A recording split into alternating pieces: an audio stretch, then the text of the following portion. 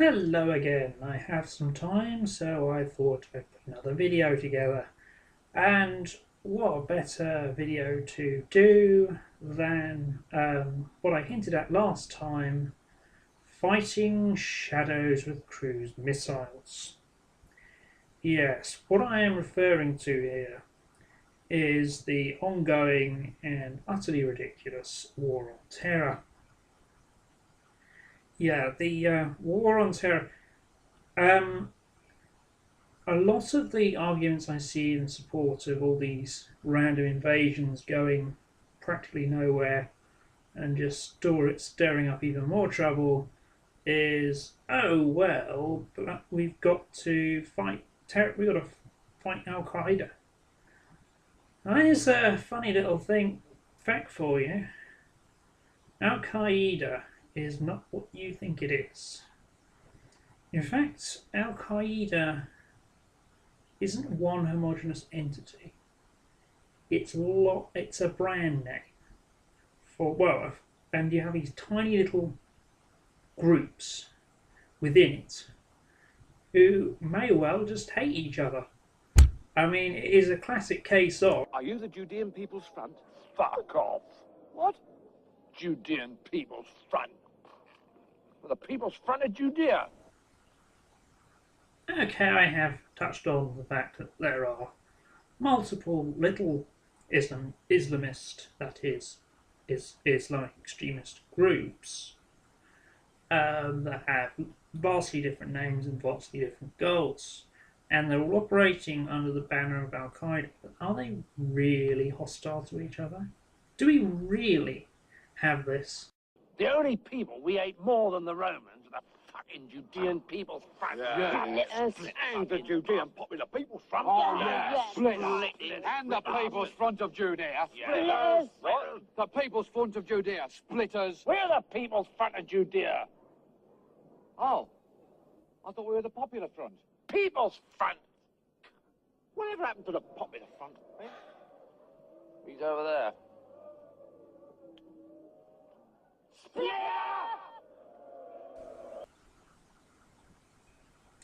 So, can we really say that is Al Qaeda? They are various people's Judean fronts and people's fronts of Judea.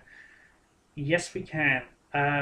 When you have any large group, even within a sort of a very narrow ideology like the extreme side of Islam, they're not going to be fully united.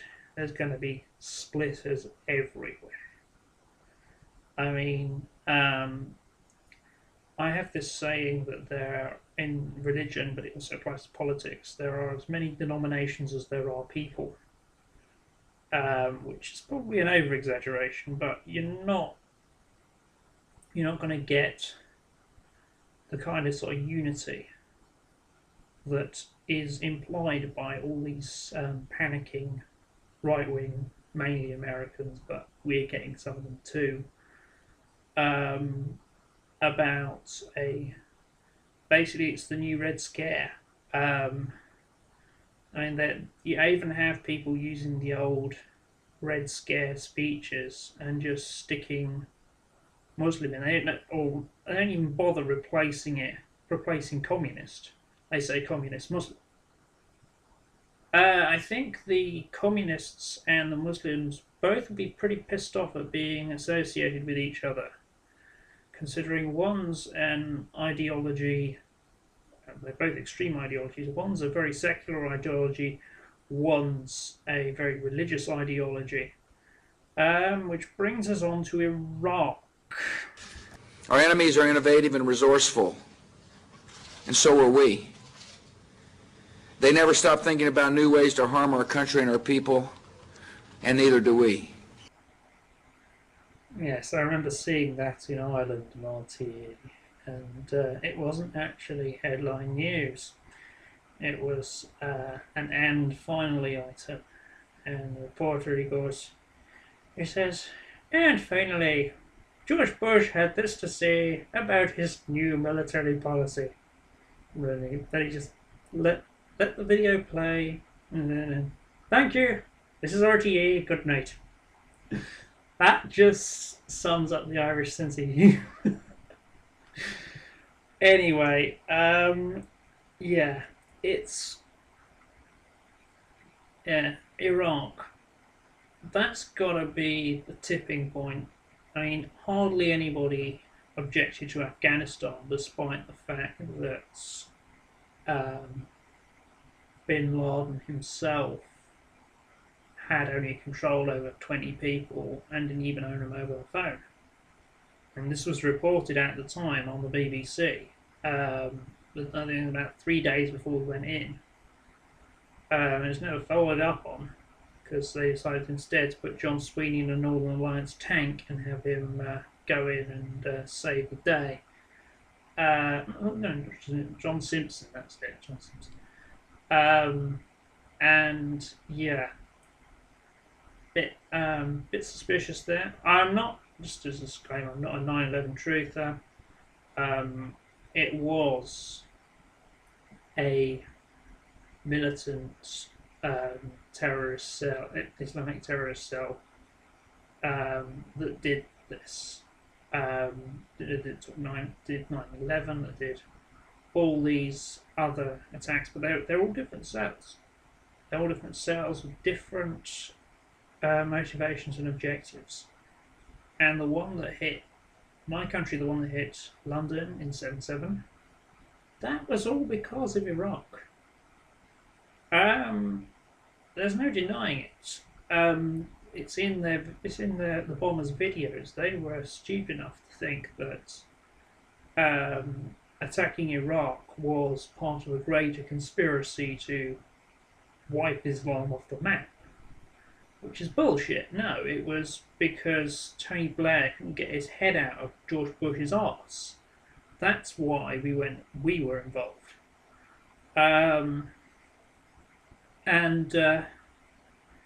Yeah, that's how Iraq's going to be one of the biggest what the fuck moments in history, because you go through Afghanistan, you have a dubious connection, but there's still a connection.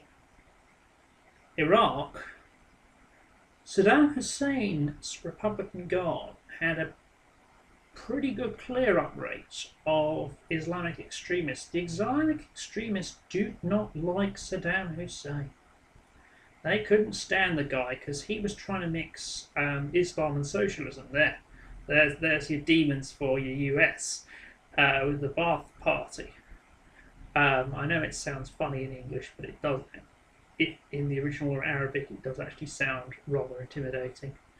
But with the Ba'ath Party, their ideals were a mix of socialism and Islam, and I think Saddam personally would probably have had a higher emphasis on the socialism side because, well, more like extreme communism. It's not like socialism that we know here in sane or relatively sane countries.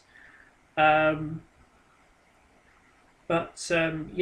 Saddam's idol was, of course, Joseph Stalin, hence the moustache, hence the fact that he had the big murals painted, the statues. He wanted to be Stalin.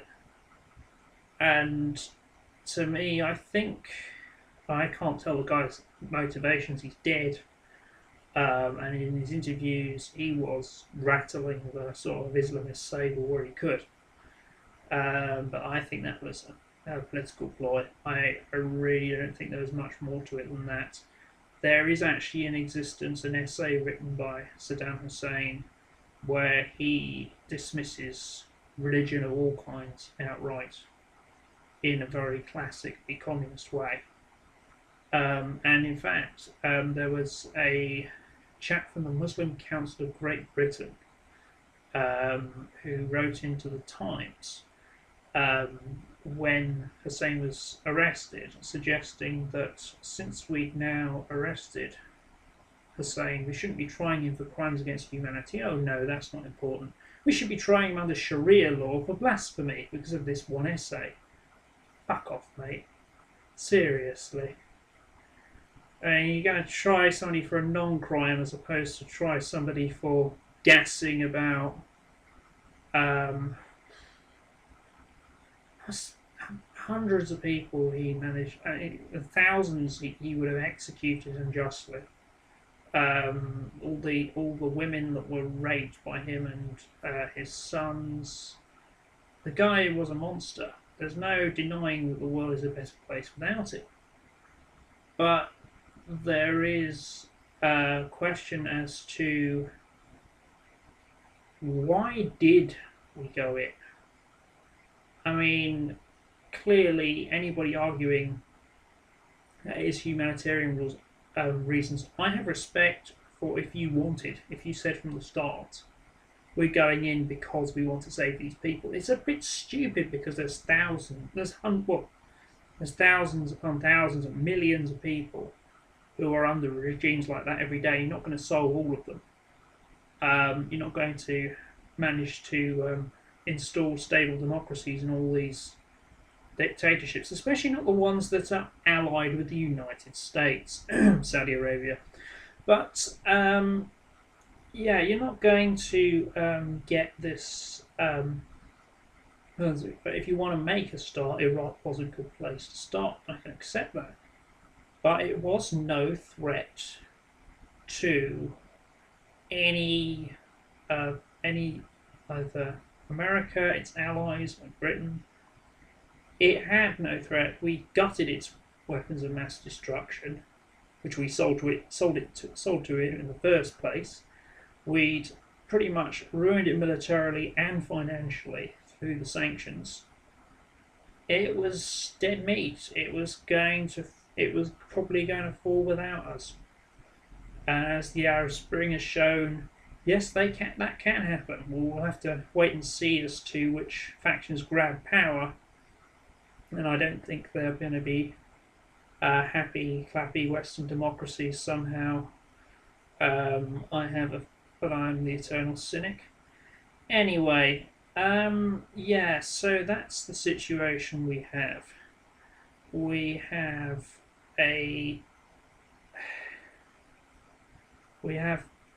two sort of groups of really batshit crazy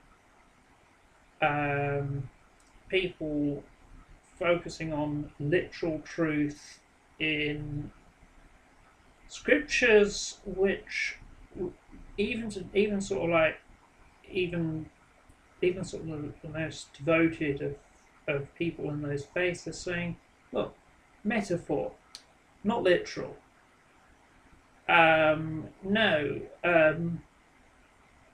You don't dance with snakes just as it says you do so in Leviticus or whatever. You don't have a bath with your wife just because Paul said you have in one of these letters. You can have a bath with your wife. No. It's just that you don't have to as a religious obligation. No, generally, we have is these two sort of crazy nuts. Going back to the old population question, we have a situation here that if all the sort of sane, rational, and nearly rational, like the liberal religious people like me and other sort of slightly crazy but not batshit crazy people, let's take cover. Let's take cover and let these fuckers wipe each other out. Because when they have wiped each other out, we will emerge with a manageable population and we'll be able to make a better world. Until, say, a few generations' time when they start expanding out and even more stupid people come along. Everything's linked in. We need to control. We really need to control what people kind of stupid ideas are getting into people's heads, and some of these ideas that are going around are completely toxic. and perversions of what the ideal was in the first place. Jesus Christ said several times, "No one will know the hour of my coming."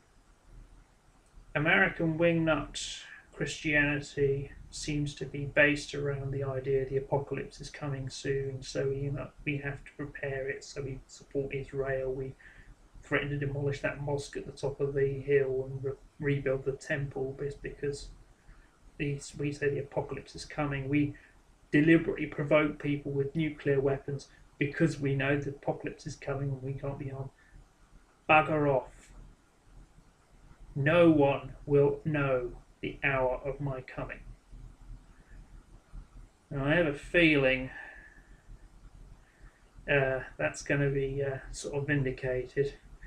And soon, by the time we sort of calm the fuck down from this whole apocalyptic cult going around, maybe then we'll see some developments in that regard.